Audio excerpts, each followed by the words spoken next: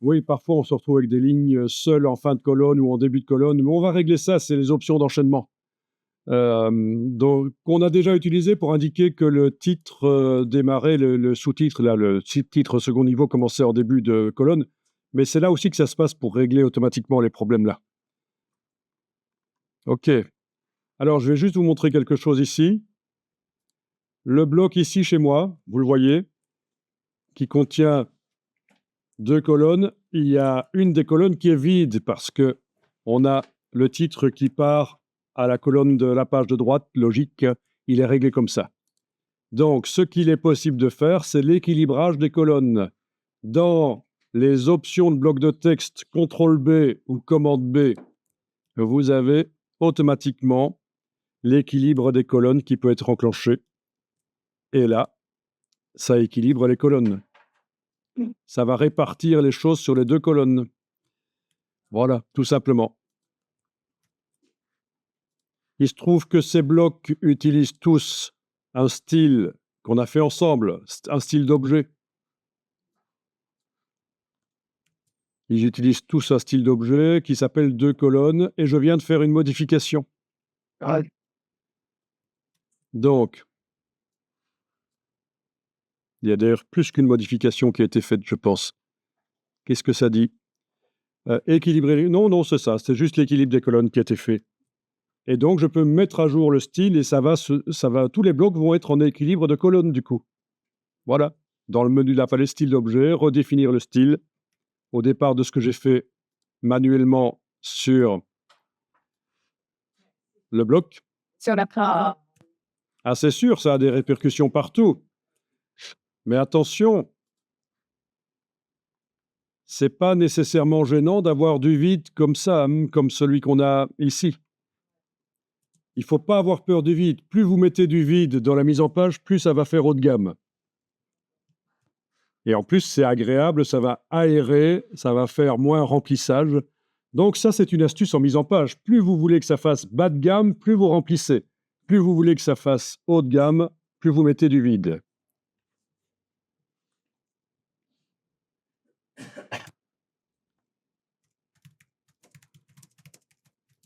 Il y a même un livre de mise en page que je ne vous conseille pas d'acheter.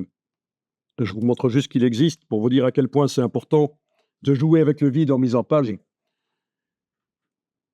Il s'appelle Blank Space is not your enemy. Non, White Space.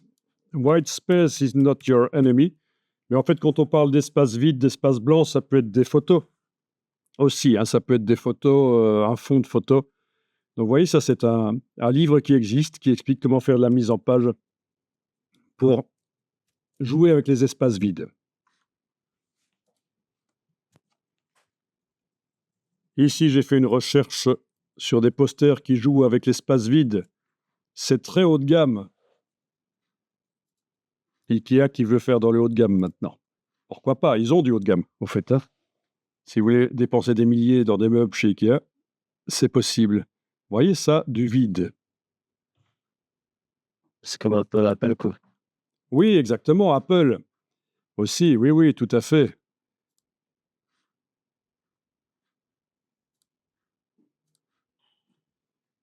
Vous n'allez pas avoir vraiment un poster, je pense, sur un produit bas de gamme avec du vide.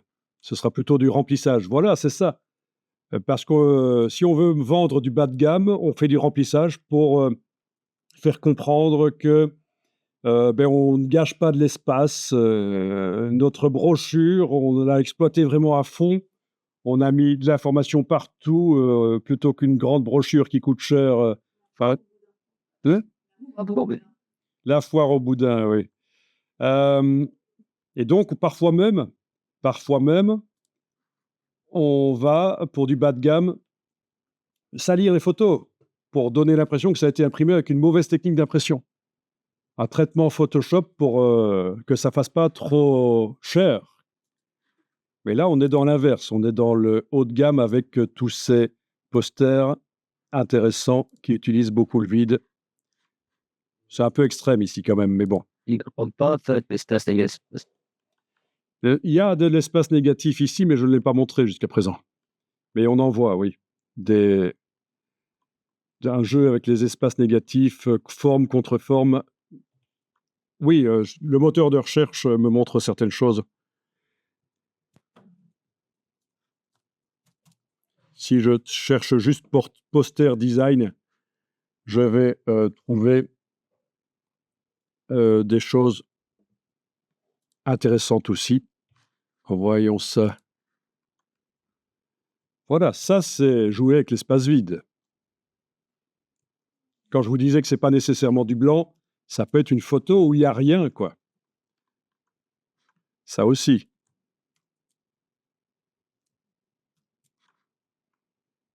Ça aussi, il y en a.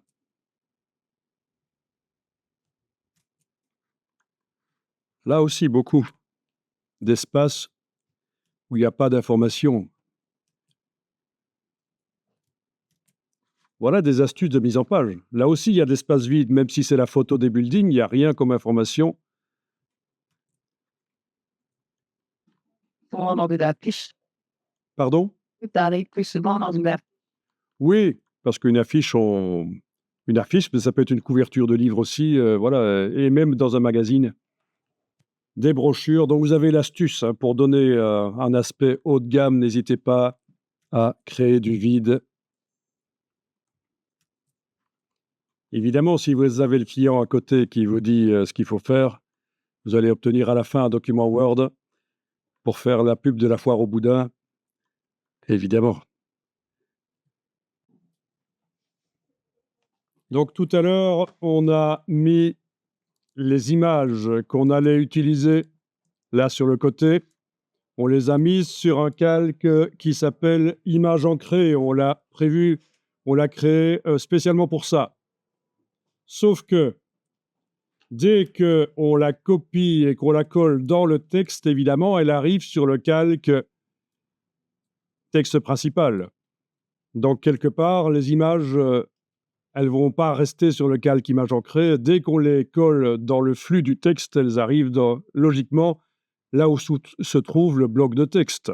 Ça, c'est une première remarque à faire. Donc, tout à l'heure, on a mis les images qu'on allait utiliser là sur le côté.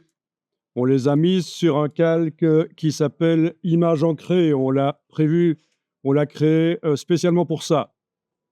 Sauf que dès qu'on la copie et qu'on la colle dans le texte, évidemment, elle arrive sur le calque texte principal. Donc, quelque part, les images, elles ne vont pas rester sur le calque image ancrée. Dès qu'on les colle dans le flux du texte, elles arrivent logiquement là où se trouve le bloc de texte. Ça, c'est une première remarque à faire. Donc, ce n'est pas un problème, c'est tout à fait normal. Si j'essayais même de faire ceci, de prendre l'image, enfin de sélectionner l'image avec la flèche noire et de la déplacer avec le petit carré vers le calque image ancrée, ça ne va pas aller. Il y a un message impossible de déplacer les éléments vers un nouveau calque, dissocier la sélection, blabla, bon, des choses incompréhensibles, sauf quand on connaît InDesign, c'est... Voilà. Et alors, vous voyez le petit signe d'encre pour dire que c'est vraiment une image ancrée, hein, parce qu'elle est attachée comme un bateau attaché au port. Elle est attachée au texte. Alors, on n'aura pas le temps, je pense, de le faire, mais j'ai un doute, donc je vous montre deux vidéos. Vous avez... Là, tiens. Une première vidéo, on a demandé, ça s'était pas prévu au programme de toute façon parce que c'est un peu complexe, mais il y avait eu une demande. Vous aurez les liens sur le serveur, ce sera mis. Voilà. Une vidéo dont voici le QR code pour ceux qui regardent la vidéo, l'enregistrement.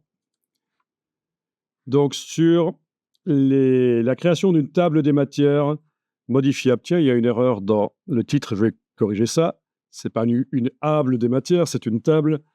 Et donc, vous avez toute l'explication et c'est pas si évident parce qu'en fait, il faut faire pour chaque item de la table des matières, pour chaque entrée, il faut faire un style pour la table des matières.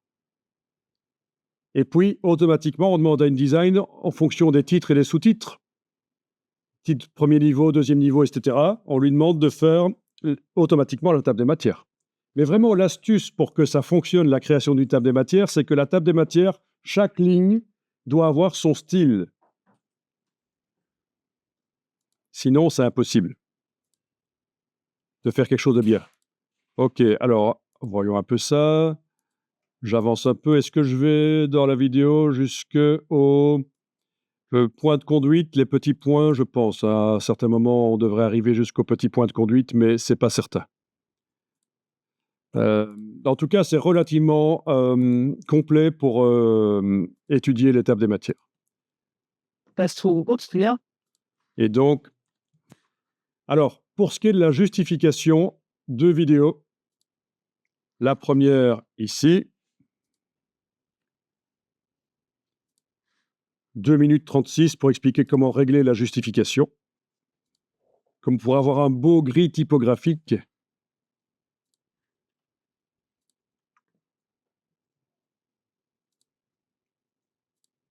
Donc, je passe même à un certain moment visiblement en 3 colonnes pour créer des problèmes de justification, puisque plus la colonne est étroite, plus on a de l'espace entre les mots indésirables, tant qu'on n'a pas réglé la justification. Je vais vous montrer la deuxième partie ici, 4 minutes 30, où je vais dans les réglages de justification et je vais donner la possibilité à InDesign de faire varier non seulement l'espace entre les mots, mais également l'espace entre les caractères. C'est ça l'astuce.